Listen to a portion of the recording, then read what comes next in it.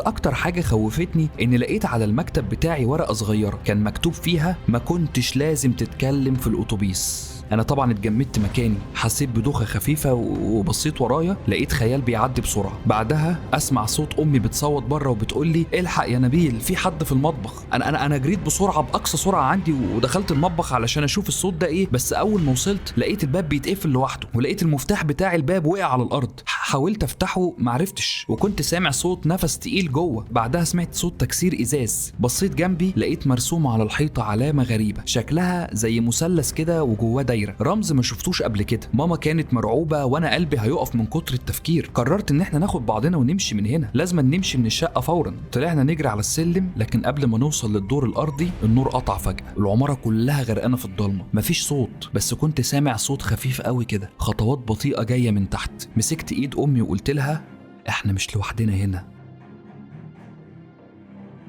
وفجأة النور رجع تاني، لكن الصدمة إننا لقينا نفس الراجل الضخم ده واقف عند باب العمارة، كان مبتسم ومش بيتكلم خالص، ولقيت وراه عربية شرطة اللي المفروض تحمينا. يعني هو وصل قبلهم ولا الشرطة نفسها معاهم؟ ماما مسكت فيا وقالت لي اجري يا نبيل اجري دلوقتي.